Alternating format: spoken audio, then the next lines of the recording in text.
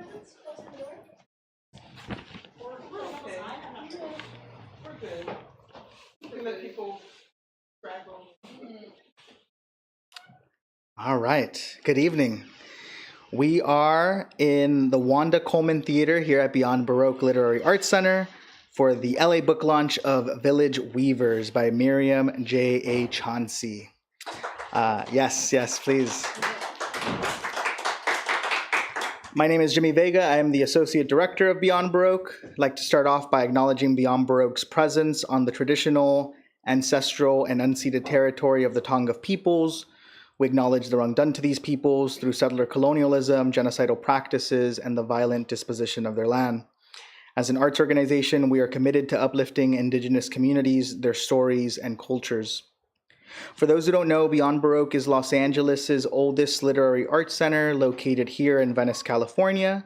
Founded in 1968, first as an experimental literary magazine, before reimagining itself and becoming the literary home we know it as today. We are based out of the original Venice City Hall and help support writers and help cultivate new writing through our extensive program of writing workshops, readings, and performances. We offer a number of workshops online via Zoom, such as our free weekly Monday night fiction workshop facilitated by Raquel Baker and our historic Wednesday night poetry workshop currently facilitated by L.A. Johnson. Similarly, we have several paid and in-person intensive workshops throughout the year, featuring a variety of authors, both poets and fiction writers from all over LA. Aside from our workshops, we offer several readings throughout the year. Tomorrow we'll host a reading titled Occult Experiments, Queer Transdisciplinary Poetics, featuring Shelley Marlowe, Kay Bradford, among others. And next week on Wednesday, we have a special reading featuring Ty Tibble and Harriet Mullen, so please come back for that and more. We also offer several memberships to Beyond Baroque, starting at $60 for an individual membership. Purchasing a membership allows us to offer free online and in-person programming, as well as our free weekly writing workshops. So if you're not a member, please inquire about becoming one, and if you are, thank you for supporting us. I want to give a big special thanks to all of our staff for making tonight possible. Quentin Ring, Yvonne Salinas, Eric Alberg, Genesis Perez, thank you for all you do and making the show happen. We're going to have a little bit of a reading, and then we're going to get into a little bit of a conversation after. So first up, I'm going to introduce Talia Lakshmi Kolluri, is the author of the story collection What We Fed to the Manticore, which was a finalist for the Carol Shields Prize and longlisted for the Penn Robert W. Brigham Prize for debut short story collection, Aspen Words Literary Prize, and the Andrew Carnegie Medal for fiction. Her short fiction has appeared in the Minnesota Review, Ecotone, Southern Humanities Review, The Common, and elsewhere. She was born and raised in Northern California and currently lives in California's beautiful Central Valley with her husband and cat. Please welcome Talia Lakshmi Kolluri.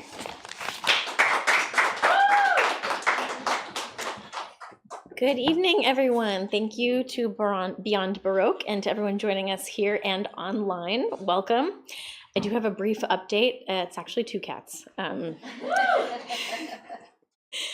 Very important detail. I'm just going to read a brief selection from the title story, which is called What We Fed to the Manticore, and then we will move on to the main event, which is celebrating Myriam's book. So here is a short taste of What We Fed to the Manticore.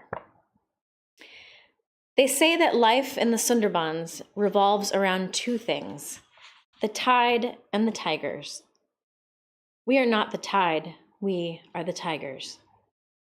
It was not what we ate that troubled the villagers because we had been eating very little.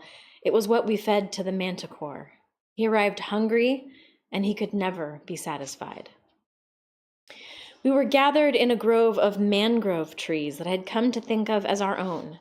They had been special to me. The villagers called them sundari trees, but I knew them as looking-glass mangroves. Their exposed roots stood perpendicular to the ground like curved knife edges, wandering in the shape of little rivers. Secretly, I had begun to name each of them. I named one for my mother and one for the sky. I imagined that they had their own name for me, but they never told me what it was. These mangroves offered a sanctuary I could hide in. I could curl behind the bend of a root blade and stay there for hours unnoticed. They used to be within my territory, and I loved winding my way among their pale trunks alone, scratching the bark and rubbing my face against them. They were mine until they weren't anymore. I don't remember when we came together. At first it happened little by little. Brother returned to me, then small one, and then all at once there were 5 of us. The water had become saltier, and sometimes I couldn't drink it without retching. Some of the plants were wilting. All of us had been struggling to find prey. I had been looking for deer tracks, but everywhere I went, I was the first to press my feet into the smooth silt. And so we gathered, dry-tongued, listless, and hungry, drawn together for comfort or something like it. We lay sprawled on a stretch of damp silt a few yards from the bank of a nearby tributary, leaving impressions of our bodies in the earth so that a villager walking through might understand the tiger had lain here or here. The canopy of the trees filtered the sun and cast a moving pattern of dappled light everywhere I looked. If I narrowed my eyes and tilted my head, I could almost see a small deer or a flying fox, but shadows do nothing for hunger, and we were ravenous. When he came to us, it was dusk, and he was a stranger. The air was dense, and we had not eaten in 13 days. We were lying among a peculiar field of roots that reminded me that trees will thrive even as we are wasting, that the mangroves are resourceful in ways we have never been. Some of the trees send pneumatophores, traveling root branches, to collect air for them. They pierce the mud and reach straight up so the ground is stippled with breathing spears. This was the space where the stranger found us. "Sister, who is that?" asked small one. I don't know," I said, bringing myself up a little higher. "It looks like a tiger." "Are you certain?" asked Notched Ear. "Either it is a tiger or it is food," said Crooked Tail. Her tail had taken on a permanent bend after it had been broken during a fight with one of her litter mates when she was a cub. She licked her paw and then turned her head to lie on it. Small One squinted, trying to make out the loping form that was growing in our field of vision. "It looks too large to be a tiger. What if it thinks that we are the food?" She moved closer to Crooked Tail and started chuffing, looking for comfort. Some of us still thought of her as a cub. "Maybe it isn't a tiger," I said. I stood up and took a few steps toward the stranger to get a better look, but feeling exposed, I walked back to the others and tried to settle down. "We can't take on another one," said Brother. "There is nothing to hunt, and there is no room in the grove for anyone else." "No," I said, looking more carefully. "That is not a tiger." Its fur was almost familiar, but not quite. It was a glossy continuum of deep red, no stripes. I raised my head when the stranger came close and saw a man's face nestled in his mane, also red. The fur was lush, and I had an urge to groom it for him. He looked down on me and smiled, bearing 3 rows of neat, sharp teeth. "I am here," he said. The others looked at each other and then at me, their eyes saying things like tiger and not tiger, refusing to commit to either one. Then they lowered their heads and flattened their ears before I had a chance to do the same. Small One slunk over to a curve of a nearby root blade. Her belly was low to the ground. "We haven't been waiting for anyone," I said. I sniffed the air near him. It smelled strange, like plants I did not recognize, and faintly like blood. "Perhaps you're looking for somebody else." "I came looking for you." He had a beautiful voice, like a bird trumpeting over the forest. It made me feel ashamed of my own. "For me?" "For all of you. I am hungry." I was afraid to meet his eyes, so I focused instead on his strange mouth. His gums were clean and pink and glistened with saliva. "We have nothing for you," I said. "We are hungrier than you." "Oh?" "Yes," I said. The others remained still, using the rest of their energy to keep themselves flat on the earth. Brother was squeezing his eyes shut. "Nothing to share, then?" "Nothing." I tried to hold the stranger's gaze, but his stare drilled through my own eyes into a corner of my mind. I imagined him slinking in there, looking for something that I wasn't willing to reveal. We go for days without eating, I finally said. There are hardly any chital deer in the forest these days.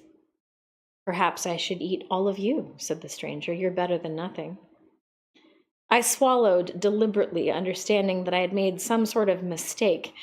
I heard quiet chuffing, and at first I didn't realize it was me. Some of us, I said after a moment, and began to regret it even as I spoke. Some of us have gone into the villages. And why is that? He asked. What would a tiger need with a village?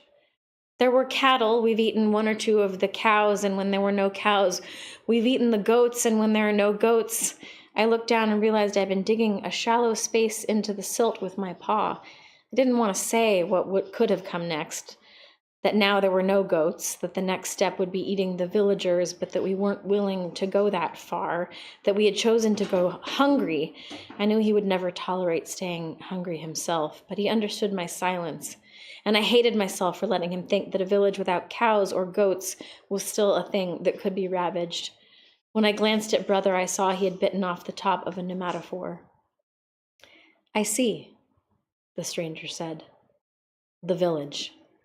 He stood for a while looking at things. I watched him cast his eyes to the riverbank, the water moving swiftly in a nearby tributary, the rustling mangrove leaves, our grove, us, me. And then he turned and walked toward the thick of the forest. That is not a tiger, I said to no one in particular. I felt that we had escaped something by a narrow margin. What is it then? Asked Small One. She peered at me over the edge of a root blade. That is the Manticore, I said, as I watched his haunches sway, as I watched his scorpion-tipped tail start to whip, and I watched him shrink into the distance. And I'll stop there.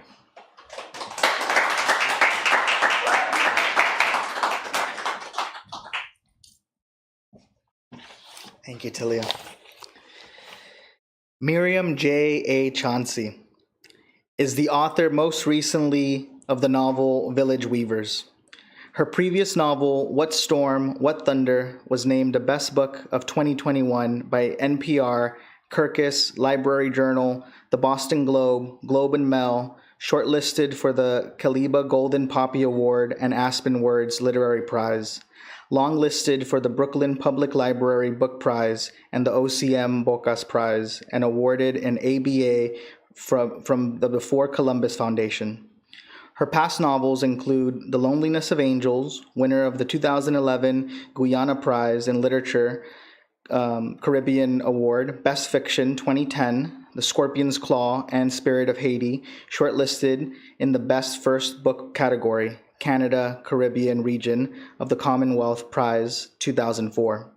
She is also the author of several academic monographs, including Harvesting Haiti, Reflections on Unnatural Disasters, and Framing Silence, revolutionary novels by Haitian women. Her recent writings have appeared in Whetstone.com Journal, Electric Literature, and Guernica. She is a fellow of the John Simon Guggenheim Memorial Foundation and HBA Chair of the Humanities at Scripps College in California. My pleasure to introduce Myriam J.A. Chancy.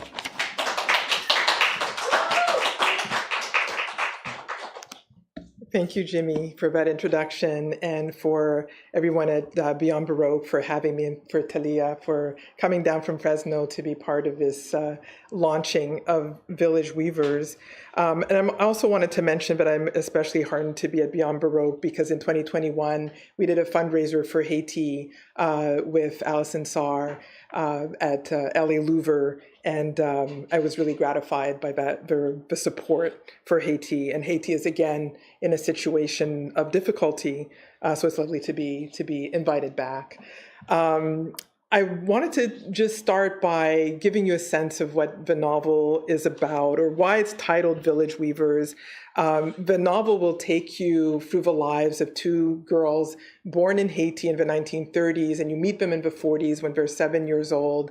And the time that it takes for them to realize the connection, why they were so connected as children, why they were kept apart from each other after they find out a family secret that connects their two families, and then the lifetime that it takes for them to come back to one another and the complexity of their lives. So I'm going to read just a brief excerpt about the title, why the title is Village Weavers, and then I'll read a slightly longer passage about one of those characters to talk a little bit about, allyship and allegiances as we've come to know them, especially in these times.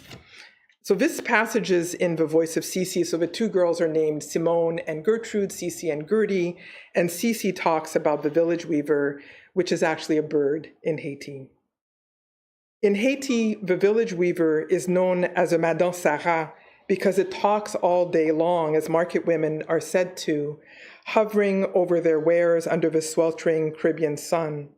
Since her grandmother was taciturn, someone who didn't believe in idle talk and who was stern in the home she kept, where Cece, Margie, and their mother lived with her, Simone doesn't really think of market women in this way, as loose and free with their banter, though it is true that some of the women talk a lot and pass gossip back and forth between their stalls when the workday grows long and the heat so stifling that it is difficult to breathe. It is true that the male birds' black hooded heads extend to their chests like the kerchiefs the women wear to shelter themselves, knotted behind their necks above the shoulders, while the female birds, olive yellow, make her think of Oshun, the maternal river goddess. The birds never bothered Cece. They were beautiful creatures that wove striking nests from grassy strips that hung gourd-like from the fronds of palms. They were social, gathering to make colonies that filled the air with cacophony. The males made as many nests as they could in a season, moving to a new nest as soon as a maid started to incubate her eggs so that they could have multiple nests at one time. Eventually, after the weavers had had their broods, the nests dried out, leaving the palm trees on which they hung looking wistfully like abandoned tropical Christmas trees. Simone often wondered if the birds were called Madame Sarah not just because of their constant chirping, but because of the dexterity of their weaving. She observed when she accompanied her grandmother to the Marché de Fer, the iron market in the heart of Port-au-Prince, that some of the market women busied themselves making baskets for sale from dried strip fronds as dexterous as the birds, their banter back and forth across the winding paths through the market, punctuating the air with song. So that gives you a little bit of a hint as to how these two girls might be connected. And what happens over the course of the novel is that you find out that they have had to leave Haiti under different circumstances because of a Duvalier regime, which begins in 1957. So they leave in their 20s, different periods in their 20s. One goes to Paris, to France, and the other will go to the Dominican Republic. And they both have a connections to the DR. And Cece, who goes to France, goes there to find a friend of hers who's Italian Haitian, who's emigrated there and is involved in the Algerian resistance movement. And I'm wearing today this T-shirt that says "A Rose Shoulders Up" by the poet Mossab Abouba. And I know that Toha, the Gazan poet, knowing that Beyond Baroque held an event supporting poets coming out of Gaza. And so I wanted to make that connection here, where in the novel, and Cece makes a connection to the Algerian cause, knowing that she has lost or may lose her own country. So I'm just going to read this passage where she reconnects with her friend Lou, who's also a good friend of Gertie's. When Cece finally wakes, it is to the sound of whispers. She hears the scraping of a knife against toast. She smells the butter being spread, melting into the pores of the bread. She hears Lou and a woman speaking French in low tones in the kitchen. She assumes it is Samia.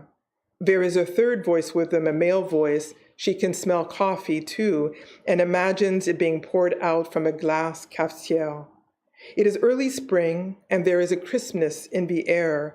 The window above the bed is open, and Cece can smell the redolent blooms beyond the apartment building, lilacs, roses, and the scent of pine trees.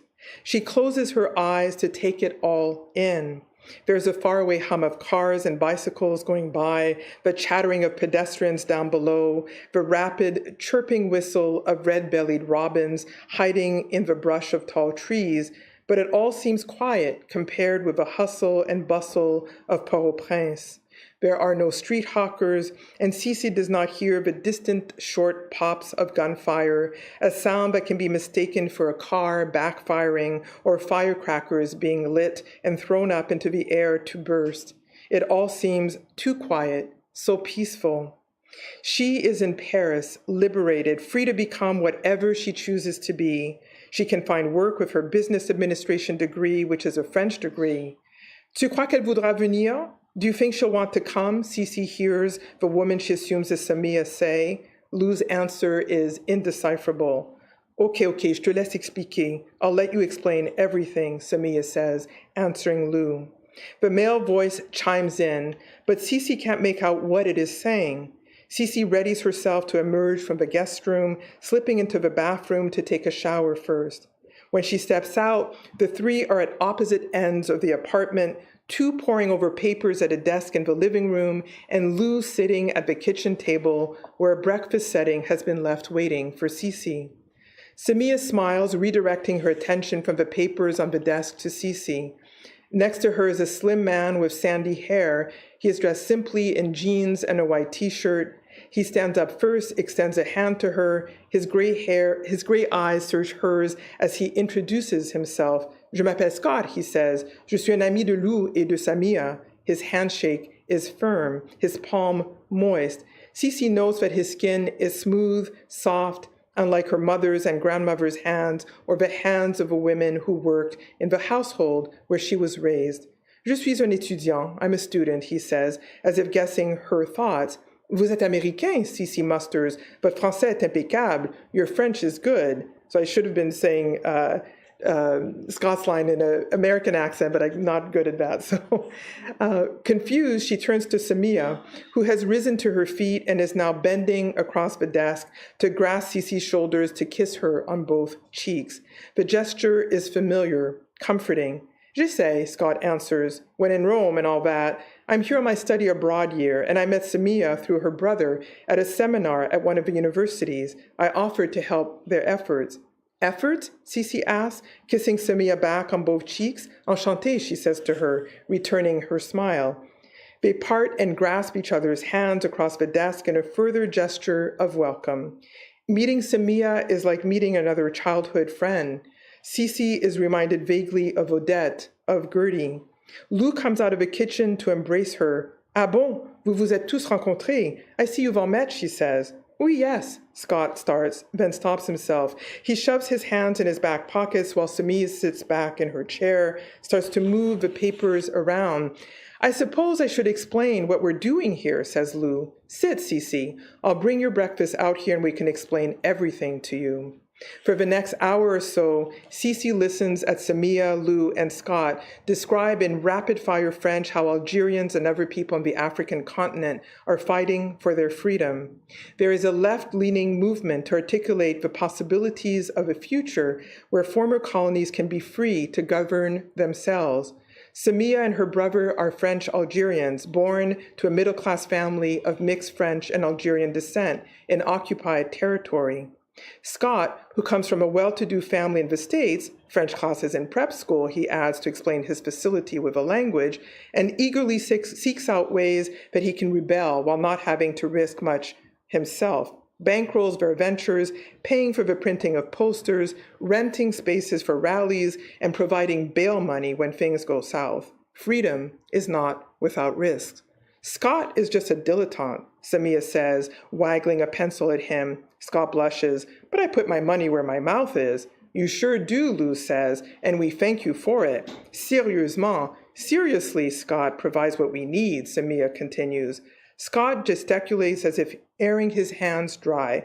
Passe-partout, they laugh. Oh, être un homme, to be a man, Lou says. She lights up a cigarette. A wealthy white American, Samia adds pointedly. Oh, Cece says, bringing her coffee cup from her lips to the desk. She isn't sure if this was said as a joke or an insult. She looks over at Scott. Coupable, guilty, he exclaims. That's why we love this guy, Lou says, swishing her smoke over the desk. Cece is wondering if she and Scott are together when Samia gets up from her chair to hug Scott from behind, resting her chin on his tousled hair. He reaches an arm behind her and closes his eyes. Samia and Scott? A threesome? Cece has heard of such things. With Lou, she thinks anything is possible. Lou bends toward her, frowning. Now that you're here, we want to know if you'll join the cause. These two are organizing a rally taking place later this week, and we need all the help we can get. Of course, Cece says, without thinking about what she might be getting into. Of course, you can count on me. She nods vigorously. Samia smiles at her from above Scott's head. Scott lets go of Samia. He seems to discern Cece's discomfort. Your friend just got here, though. Maybe she needs time to understand what we're up to before she jumps in, and she needs to see the city. Samia steps back from Scott, sits back down in her chair. A glance passes between her and Lou. Lou smirks. Let me guess, you'd like to be her tour guide. Scott smiles. You have to admit that I'm good at it. The two women laugh and give each other a knowing look Cece cannot decipher. Has someone finally tamed Lou? Cece finishes her toast and coffee. Ready to see something? Scott asks. Now? Cece says. I just got up. Well, no time like the present. Decide what you're wearing and I'll take you out. We can leave these lovebirds to themselves. Scott, Lou interjects sharply. Je ne lui ai rien encore dit. I haven't told her yet. Scott looks confused. Oh no? I thought you two went way back. Yes, Lou says, running the fingers of her free hand through her thick, short hair, wisps of which are jutting out in different directions coquettishly, but I haven't told her. She looks up at Scott, who is standing, ready to head out into the streets. You know how things are. Abashed, Scott nods. Sorry, I just thought you two were tight and his voice trails off. Maybe another time then, Simone. I'll take you out on the town without these two and acquaint you with this old body city. Scott picks up his things. As he kisses Samia goodbye, he whispers to her, don't worry, I'll be back to finish things up with you tomorrow. We're organized and this will make a difference. I'll make sure everyone knows about it. Samia hugs Scott tightly, then Scott waves at Lou, squeezes Cece's hand in goodbye, and leaves the three behind. Well, now you know, Lou says. Know what? Cece asks, wanting Lou to spell things out for her. Samia says, maybe I'll hang out with Scott for a while. She opens the apartment door and yells out to Scott to wait for her. He's on the stairs, descending, and yells back that he will wait for her on the landing. Samia puts on her coat and is about to leave when she turns back, hugs Cece, then goes to Lou and plants a kiss on her mouth, tousles Lou's hair. Lou kisses Samia back, then pushes her hair toward the door. Go, we'll see you later. Lou brings out a pitcher of lemonade from the kitchen and gestures back towards the living room. Samia made this for you yesterday, she says. Let me get ice cubes for us. She leaves for the kitchen and returns with 2 glasses half filled with ice. She found limes in the market that reminded her of home. She thought you'd like this.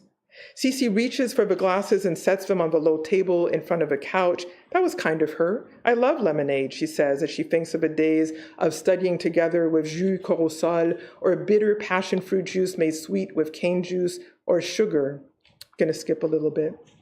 Lou restarts the conversation. Cece takes a sip of her lemonade and ponders Lou's statement. I don't know, Lou. I think about Odette's disappearance all the time. Why her? And we're talking about a friend who disappeared under the dictatorship. Why not any of us? And what did she do? She was so unassuming. Didn't you hear? What? It was because she refused the advances of a new section chief in the area where her parents' farm was. Really? I didn't hear this, but we didn't stay as close as we were in school after Margie came back. I heard it from Gertie. From Gertie, Cece is surprised. Lou continues, her parents refused the man, and he burned down part of their farm. That was apparently a warning, but they didn't think much of it and kept on with their work. Next thing they knew, Odette was gone, disappeared. I hadn't heard all of that, just that the parents never found her body or never got it back. I hadn't heard all those details. Yes, Lou says, things are that bad. It's hard to imagine, isn't it, Cece steps around the mention of Gertie, that just a few years ago, the whole world was coming to us to see the expo, and now we're all dispersed all over that same world. It's a shame, is what it is, Lou declares. We'll never see those days again. And I'll stop here so we can move to conversation. Thank you.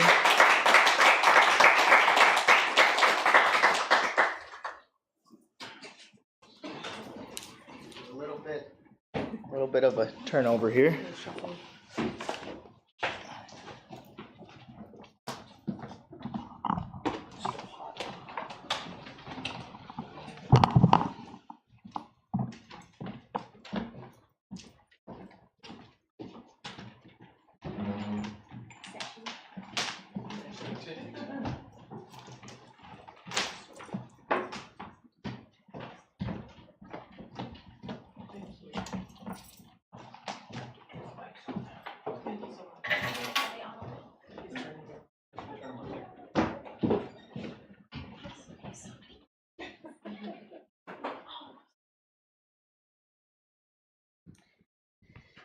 I should have font bigger.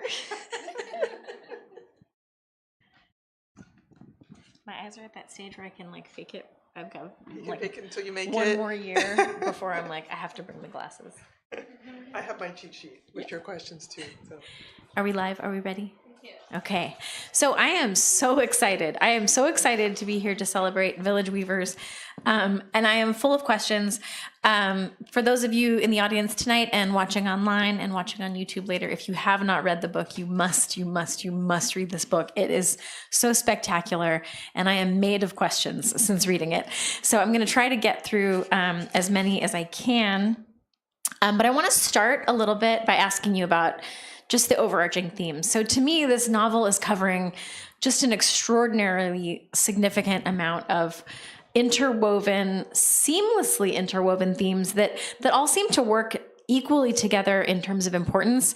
And they include girlhood, the bonds of childhood friendship, sisterhood, queer coming of age, intergenerational impacts of colonialism, class separation, colorism, political upheaval, activism, motherhood and the matriarchy, feminine independence, diasporic religion and spirituality, identity and what we call home, and frankly, more. But they were so seamlessly integrated to me. And I ended up wondering, where did this novel begin in your imagination? What was the very first seed of this novel for you? So I'm not sure where I started in terms of a writing, but I don't recall. I do remember that What Storm had come out, and I started writing on the day that it came out, and then I stopped, right, because I had to promote the What Storm. But the ideas behind the book had to do with a generation of my family disappearing. So my mother passed away in 2019. She was 84, and her entire sibling group that she grew up with died within 2 years before or after her. People of different ages for the most part, and yet they all disappeared within 2 to 3 years of each other. And that got me thinking about the world they had lived in Haiti, the worlds they went to. One lived in Haiti most of her life, but then came to the United States. Another was living in Morocco for quite some time, married an Algerian woman, so I have Algerian relatives. So I started thinking about all those threads that I'm connected to, and that generation having been part of a globalization in a certain sense of Haiti, for very difficult reasons, which in particular was the dictatorship.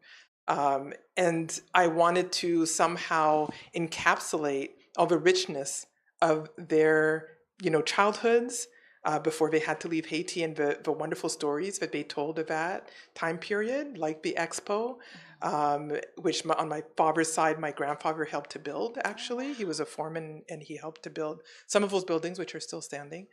And so I just wanted to find a way to tell that story of how some Haitians became global citizens and yet still wanted to return to Haiti. And Haiti was still at the center of their lives even when they had left. I mean, in a lot of ways, that's diasporic experience, Yeah. right? Like the home is two places, and in the future generations, the concept of the ancestral home looms very large in all of our imaginations. So I'm just going to dive in real deep, actually. I said I was going to take these questions out of order, and I'm doing it already. Excuse me. So Gertie and Cece, to me, they were both like equally essential characters.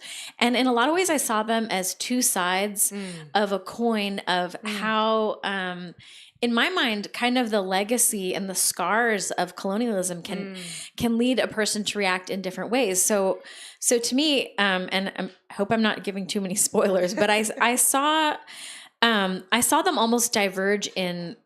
They had very different experiences growing up. They were from different class experiences, different family structure, Right. but they both reacted in extraordinarily different ways. And for both of them, to me, it seems like neither of them fully returned to Haiti. So Cece, she goes to France and she is experiencing, she's participating in activism. And I read that in a lot of ways as she was traumatized by her experiences at home. And so watching the Algerian fight for freedom in a lot of ways just brought up so much pain for her. And it's almost like she ran away and she went to the Midwest, which is like she ends up in Ohio. Ends up in Ohio, which is like geographically and weather-wise the most opposite place she could go to.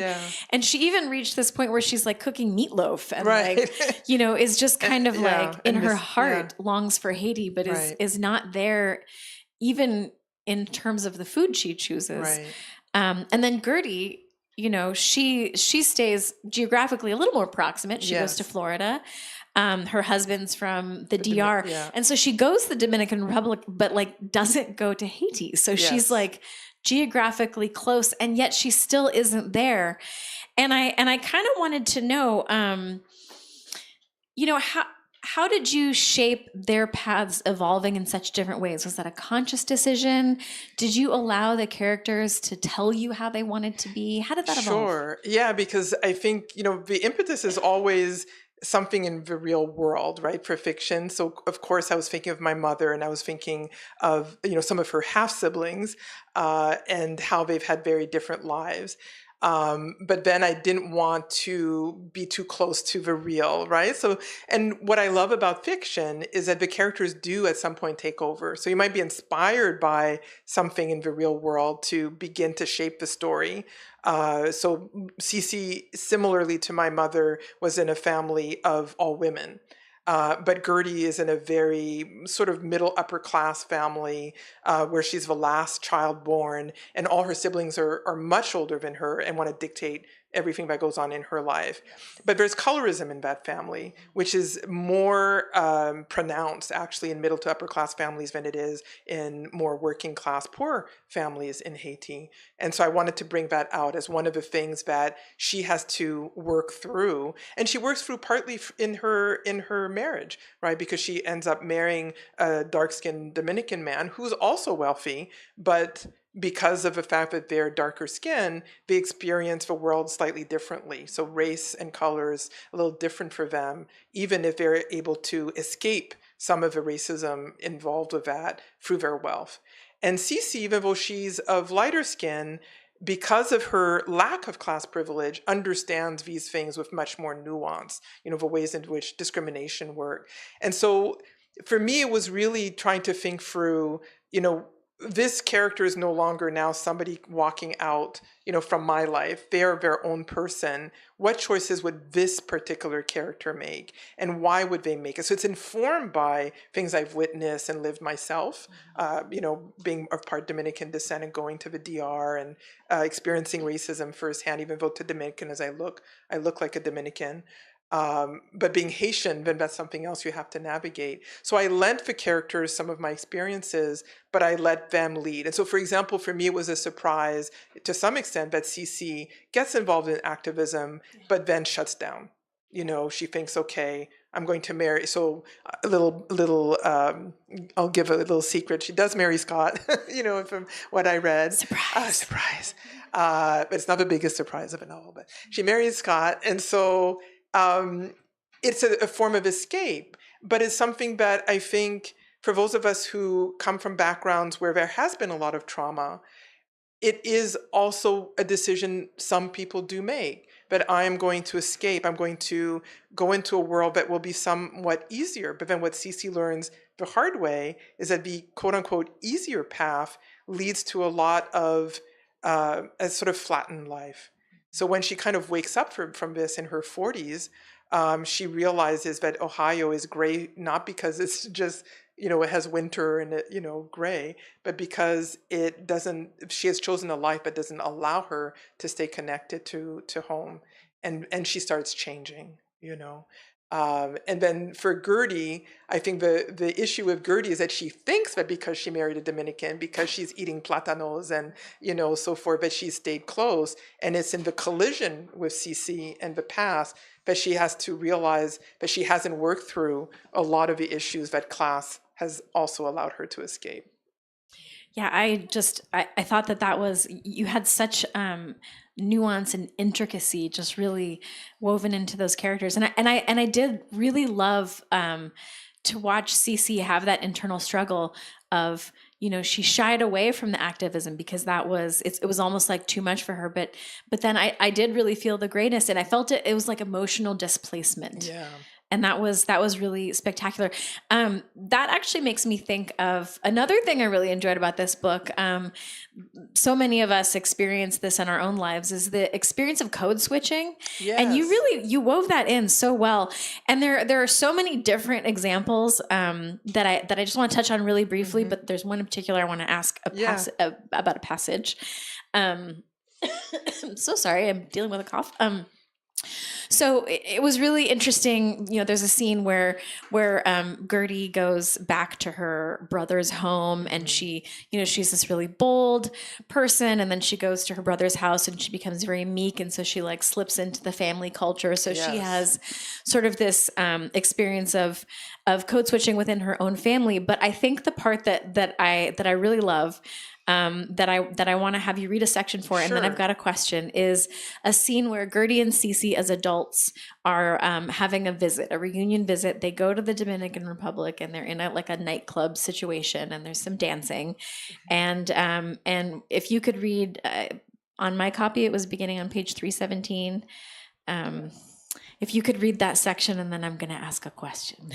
So the two of them meet up in their 40s. They both have teenage daughters in the Dominican Republic. And of course, it is telling that they meet there rather than Haiti. But at that point in time, it's easier, technically, in terms of what's going on in Haiti. And so this is the passage.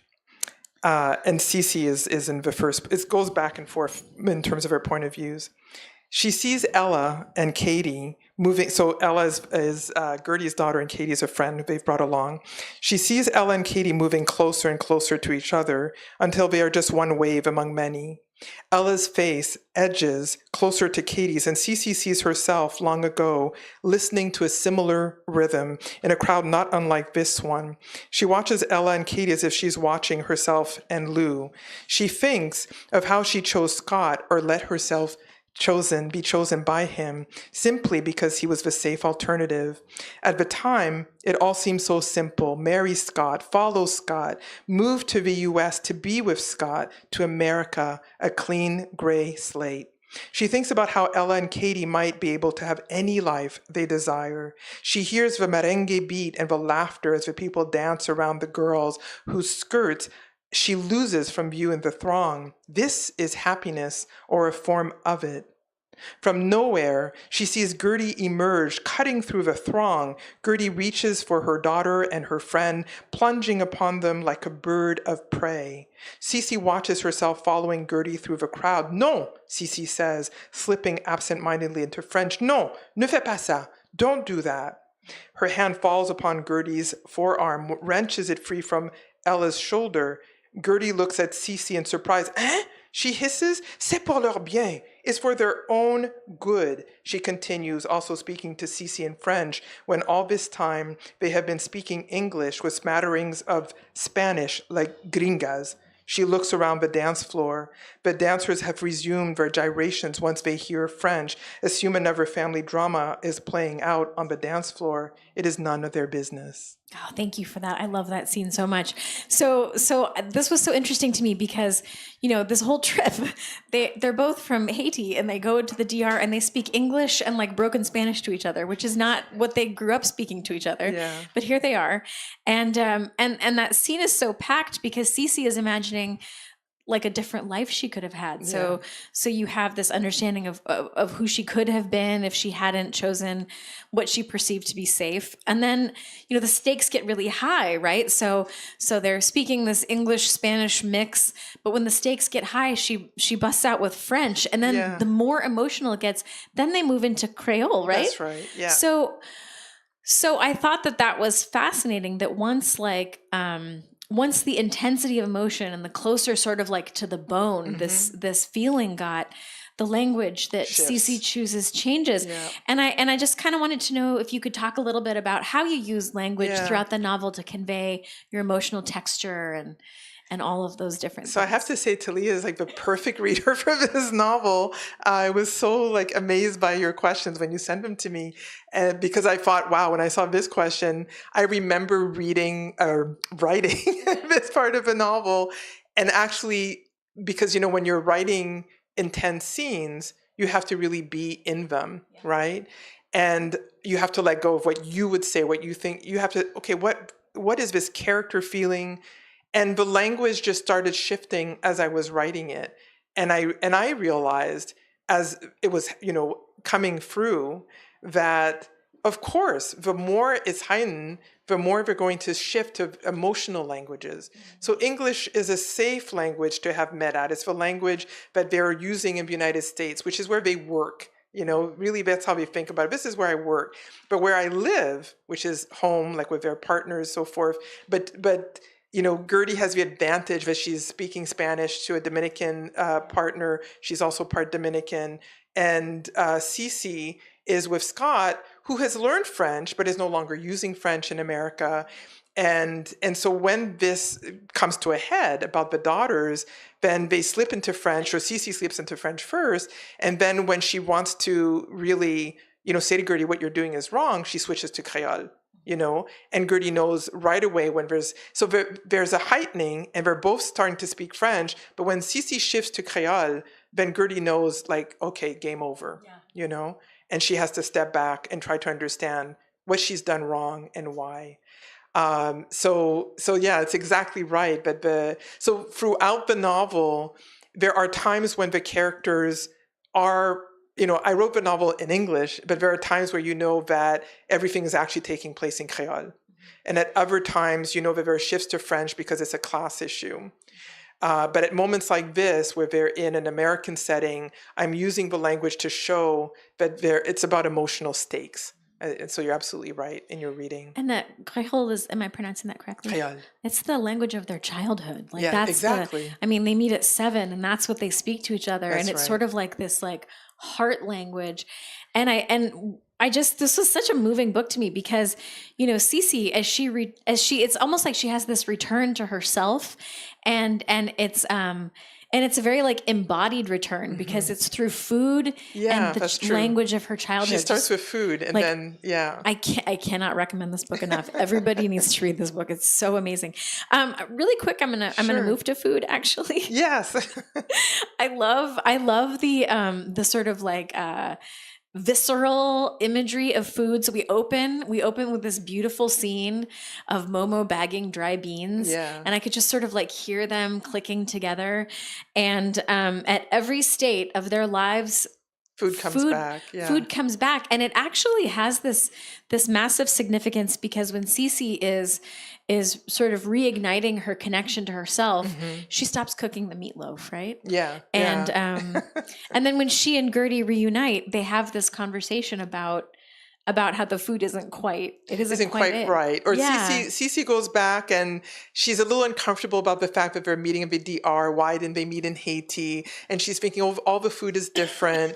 But then when they first meet, the first thing they have is coffee. And the coffee is good, so she's like, okay, at least this is the same, And then Gertie invites, their group to a dinner where they're staying, or to, I think, a breakfast. And so that chapter begins with her listing off everything she's ordering in Spanish, Yeah. but letting Cece know, don't worry, I got the plantains, like the way it's done in Haiti, and I got this and I got that. So it's kind of like this orgy of food that is shared across the island. Yeah. But then they have a slightly different experience when she goes to the brother's house, who's also serving a lot of food that is common to both sides, but has a very negative view of Haiti and Haitians. And so then the food becomes something that she doesn't want to partake in. So it's a kind of like double-edged sword, because one of the things I talk about, for example, we have a soup on our side, soup jumu, which is like the national dish of independence. And there is a soup that's very, very similar to DR, but it doesn't stand for the same thing. And so she's like, oh, well, that's just not, I know that is quote unquote the same soup, but it's not, so there's this kind of tension around what belongs to each side and whether they have anything in common. I loved that. Sort of, it was a very textural experience to read about the food. So, oh my gosh, coughing. Oh my gosh. Now I'm going to go back to my other questions. So there was a very cool thread running throughout. I kind of want to talk a little bit about spirituality in the book. Sure. There's this early story that pops up repeatedly, the story of the Simbi, that we hear right in the beginning. I know you had a selection maybe that you could read that talks about the paragraph. Simbi a little bit, and then I have a question. Okay.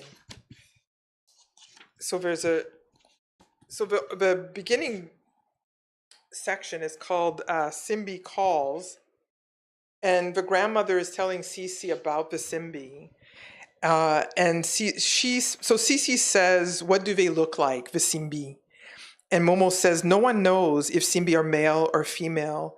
Some will tell you that Simbi are men, others will tell you Simbi are women, but there are many Simbi, and who knows which Simbi anyone thinks they might know.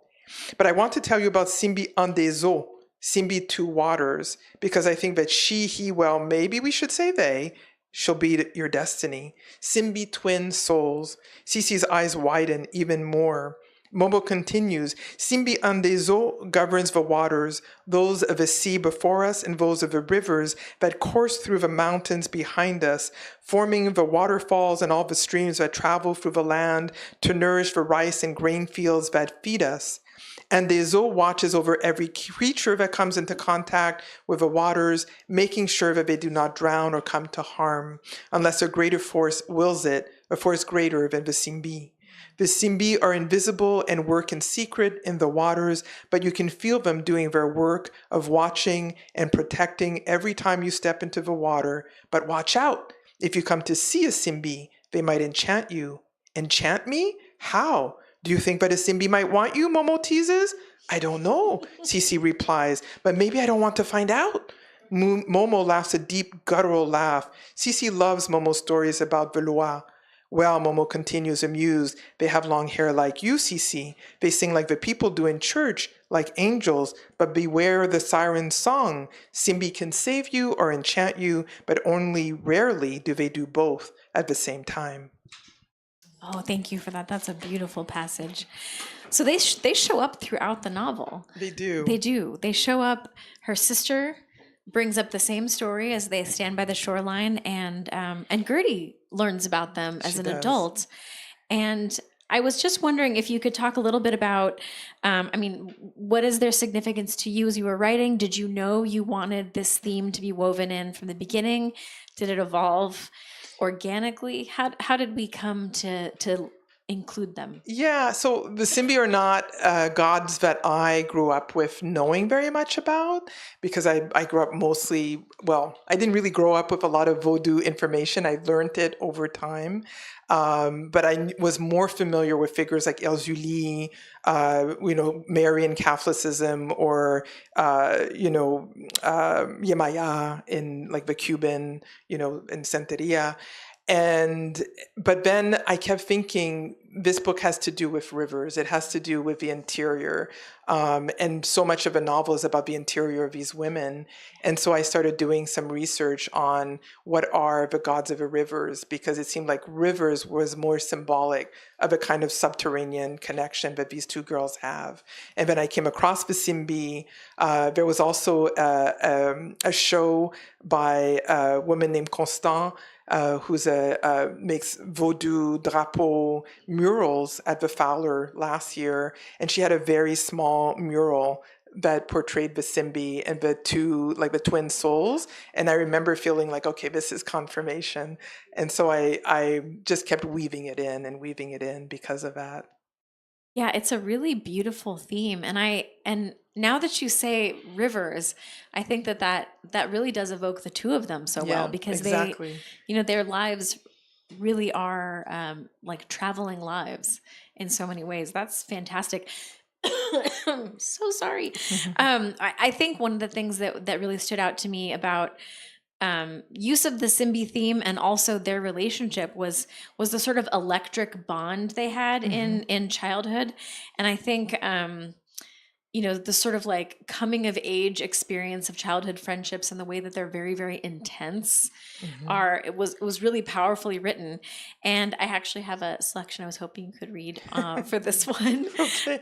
It's a scene with Gertie and Cece, our two main characters, and they are first becoming friends. And I thought it was a really sort of electric scene. This one starts, my copy was page 19. Yes. Okay, yes. So they've just met, and over a drawing. I'm trying to remember what happens in this section. I'll just read it.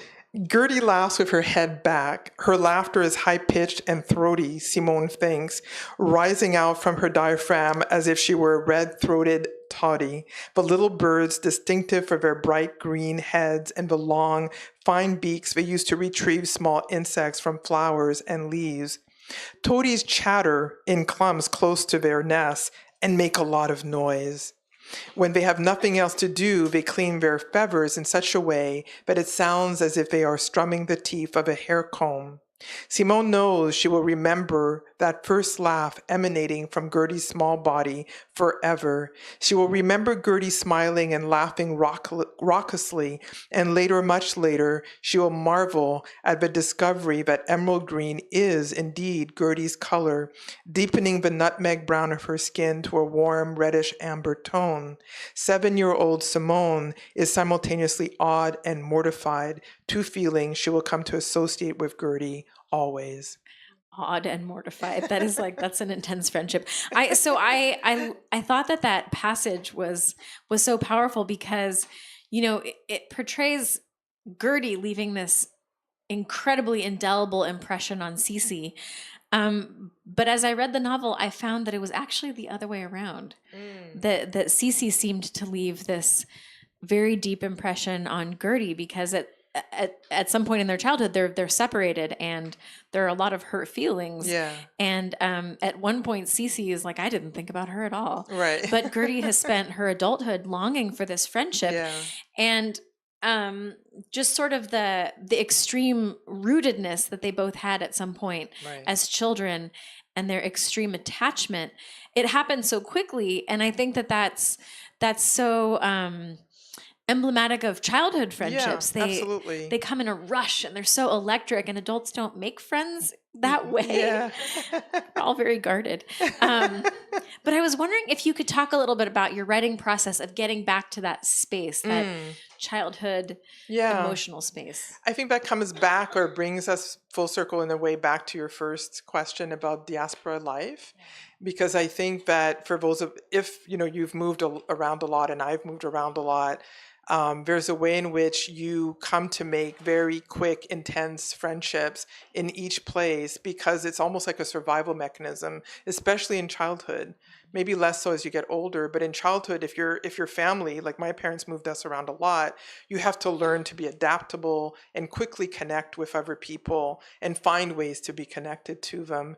And so that was a good part of my first 19 years of life, was just being adaptable. And so I just went back to what that felt like, but you have to kind of overcome I was very shy as a child. And so, but you have to kind of overcome that and just figure out, like, how to connect, how to talk to people. And so, Gertie is, in a way, maybe that's a part of me that I lent to her, right? That kind of ability because when they first meet, Gertie is just being nosy and, looking over Cishi's shoulder and like, what you doing, And I think I was a little bit like that as a child, where it's just like, well, I have to connect. I'm in a new school, so I have to find a way to connect and just ask people questions. I think I'm still a little bit nosy this way. So it's not too difficult for me to go back and think about that, because I think for people who are immigrant or even children of immigrant, is that you do have to learn how to adapt quickly, but it stays with you as a skill. So that's where I think that came from. Yeah, it was so beautifully written and so effective. And in a lot of ways, it seems like, they both moved a lot, and so they remained each other's roots. Yeah, like compasses in a certain way. Yeah. And they never. There's a secret here that we're not giving away about how they're connected. Yeah. So they're connected in another way, but the purity of how they connect without knowing what connects them is that thing that brings them back to each other. Yeah. How do you get back to the purity of that, where there's no calculation, there's nothing else but wanting to connect for the purity, that isn't calculated, isn't about what others think, it's just about the appreciation for the other person. Yeah. And the feeling of home, like feeling of, and I thought that was a really beautifully written, section. So I do want to talk a little bit about writing in the diaspora. So I know that a lot of us in diasporic communities who are writers, there is sometimes a spoken or unspoken or sometimes directly asked for expectation that not only will we write from our experiences, but we're going to have some sort of expertise that lets us write in a way that extends beyond the personal to be like fully representative of our communities. Sure. And that can be really hard and overwhelming, and it can feel like a very big ask, and because a writer is inside the experience. But your extensive body of award-winning work, by the way, you cover Haiti and the Caribbean broadly in both a creative and an academic sense. You write in like a whole cloth way, but I'd love to know if there's a difference in terms of the expectations you set for yourself when you're writing fiction versus writing an academic text or a historical text. Yeah. What's different about it? What's different, I think, is sort of embedded in your question, in the sense that when I'm writing the fiction, I'm not feeling, even if I'm asked a lot about it, that I have to carry the whole history of Haiti and sometimes the Dominican Republic with me. I don't feel like I have to replicate all of that, and inform everyone about, all of the history. I infuse it with a history, but I'm not trying to stand in for everyone at that, from these time periods. When I'm doing the academic work, it's much more polemical. I am driving to a point. It is political. Not that this isn't apolitical, but this is much more about getting to the emotion behind the characters and what they've lived through and the periods they've lived through. Whereas on the academic side, I'm really trying to hone in on, the literature if I'm doing literary criticism, or the political situation if I'm doing op-eds, that kind of thing. And so in a way, being able to be flexible in the kind of writing I do allows me to separate from the fiction that weight of people wanting me to be able to answer every question about Haiti they might have, So I can always say, and also there's a huge body of work by, Haitian academics that I can point people to, and I want people to be informed by. So maybe what happens with my fiction is that it might be an opening for people who might be misinformed about Haiti to learn about Haiti through some way that they might be able to connect to it. In the sense, most people, not everybody, but many people have access to their grandparents or extended family members. Maybe they've had the experience of hearing a grandmother grandmother would tell them about where they came from. So that's a familiarity that they might have with the opening of a novel that might give them a way into the novel, even if they don't know anything about Haiti. And then after reading about the context of these young women, maybe they'll be curious, and then they'll go read one of my academic books or a book by another colleague to find out more about some aspect about Haiti that they maybe didn't know about. So I think fiction is a way that people can have entry points to many cultures, and then seek out more information. And that's how I think about my writing as well. The fiction is not meant to be academic or instructive, but sometimes some people will misread the fiction, expecting it to give them this history lesson, but they're not going to get here. Yeah. Yeah, I know that is something that like I find myself doing. I'll read a novel and I'll be like, I didn't know any of this, but some of it is fiction. Yeah. So but I thought that this was such a beautiful novel. If there is one thing or two things, maybe, if there is one or two things you could share with the audience that you want people to know about the novel before reading it, what would that be? But I love this novel myself, even though I wrote it. I love it because I actually really came to love the characters, all of them. Obviously, Cece and Gertie most of all, but even less pronounced characters like Lou and Samia, even Scott. I mean, there is a way in which these characters allowed me to really feel for the kind of journey they had to go through, and I could just see I wish I could have written even more about their lives. So I enjoyed writing it, and I think when you enjoy writing a book, I can imagine that the reader will enjoy reading it. And so that's the first part. And then I think also, in terms of what people don't know about Haiti, I think it will make people aware of the beauty that is there.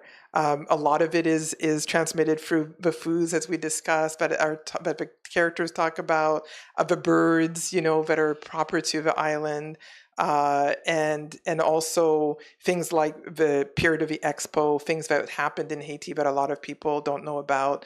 That it was really that even if the characters become global, that before that Haiti was a place that the global came to. People went to Haiti to really be part of that culture, and that's been forgotten. And so maybe the book can maybe provide some sense of the beauty that was there and still remains. Yeah, I loved learning about the expo because I wasn't aware of that either, and that was a really wonderful thing to learn. Yeah.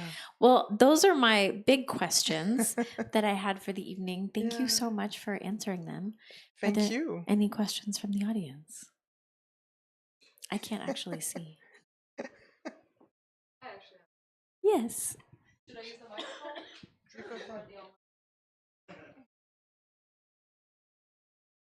Hi. Hi, online people. Thank you so much for this wonderful conversation. I actually have a question for both of you. From what Talia read and from what Myriam read, especially in the toady part, comparing like Gertie's laugh to the toady, both of you embody animal perspectives from like a very deep, not an animal perspective per se, but the way animals are represented on the page is like they're our kin. They're not just, oh, she's pretty like a bird, period. There's both a lot of observation and listening to write these perspectives. So, and to me, that reads like a proposal of a different way of being in the world. So, how important is that for the two of you in your fiction? And what do you want to do with like showcasing this skill that's so rare in our times in terms of observing, listening, and really transmitting that into the page?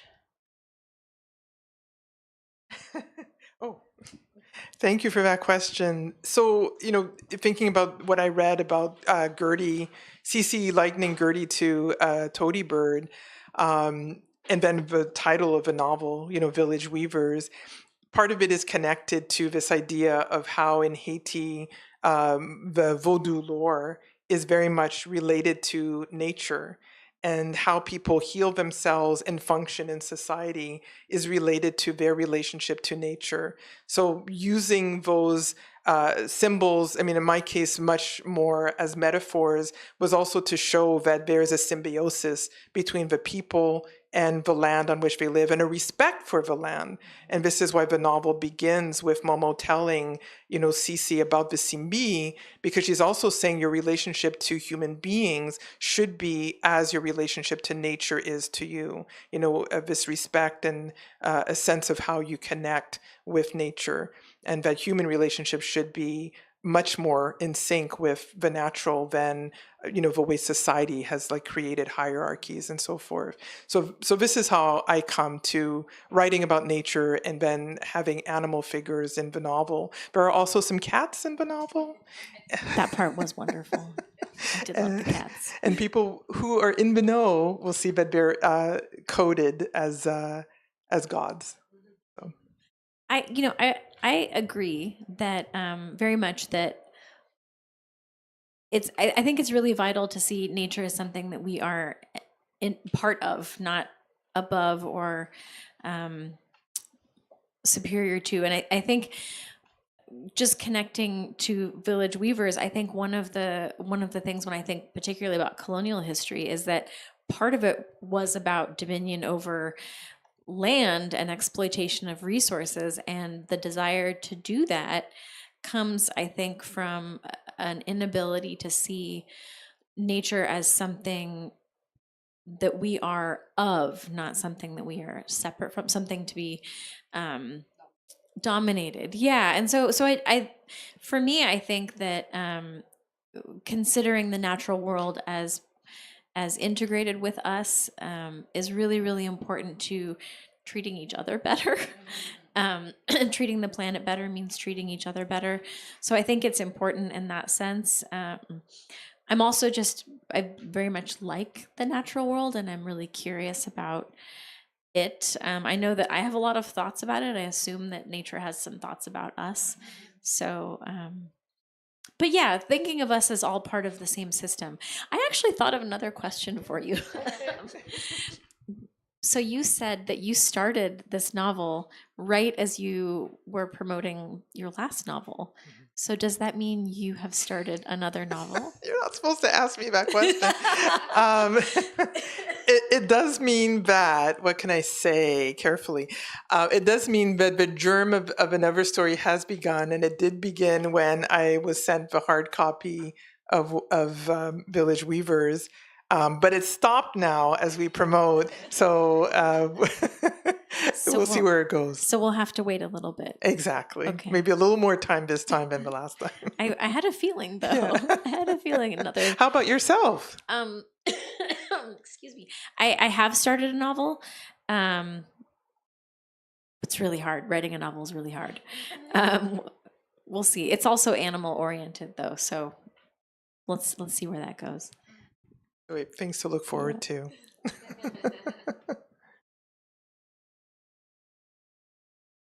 Yes.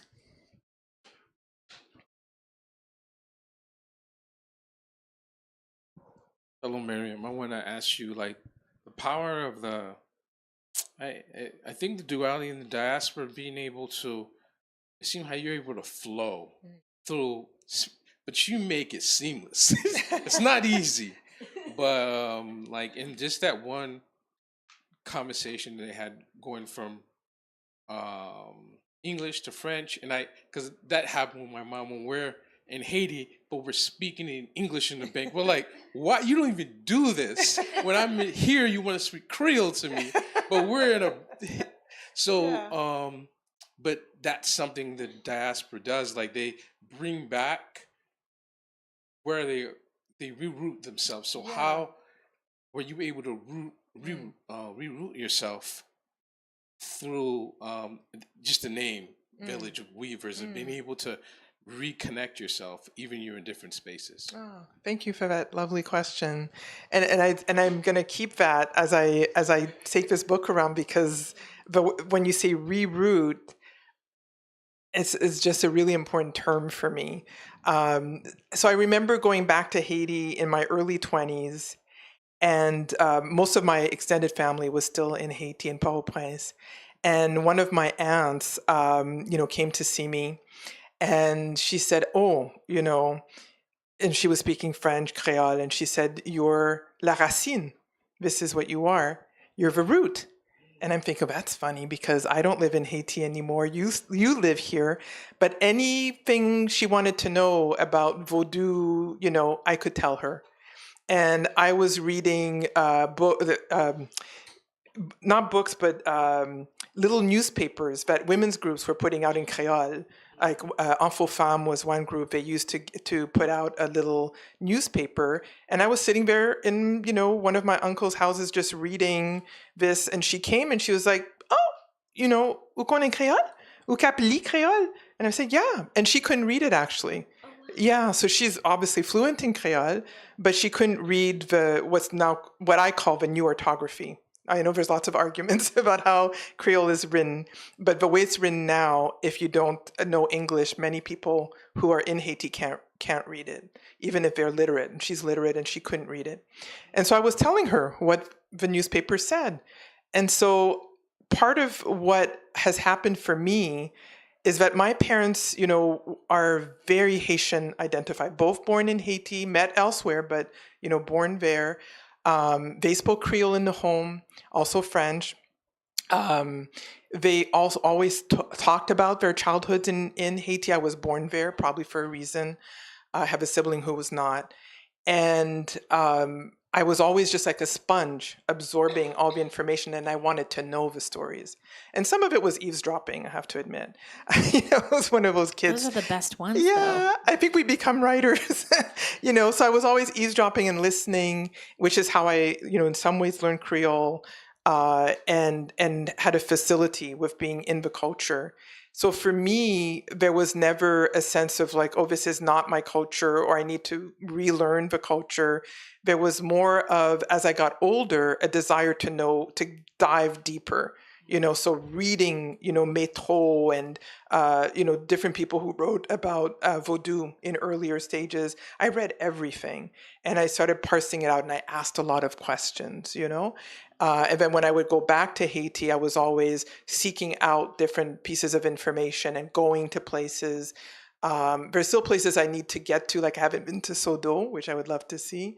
But this informs my imagination, but it also keeps me connected. So I'm always in and then of course as a scholar, I've done a lot of research on Haiti, so that keeps me informed. But I think it's the fact that my parents never themselves felt alienated from their culture and imparted it. My dad is a great Haitian cook, by the way, so he cooked Haitian meals all the time, and so I was lucky enough, I think, to have been raised by two people who loved Haiti and were, even though they were not steeped in Vodou, for example, when I started learning a lot more about it, they were not afraid of what I was learning, and they thought they were delighted, oh, the Simbi, like, what is that, so I think that's how I stayed connected. But you just brought me back to that moment with my aunt where she was like, "You're the root." So maybe I get rerooted because I was already rooted, and fostered by my parents. That sounds like that's really the gift of being the storyteller in your family, though, right? Because Perhaps. isn't that how culture is preserved, is actually through food and storytelling. Yeah, absolutely. So here you are. Yeah, I love here I am that. continuing the tradition, but Yeah. in print. Yeah. Which is great because Yeah. now we can all enjoy it. And again, everyone listening out there, everyone watching on YouTube or the live stream, please order a copy. Available now. Thank you, everyone.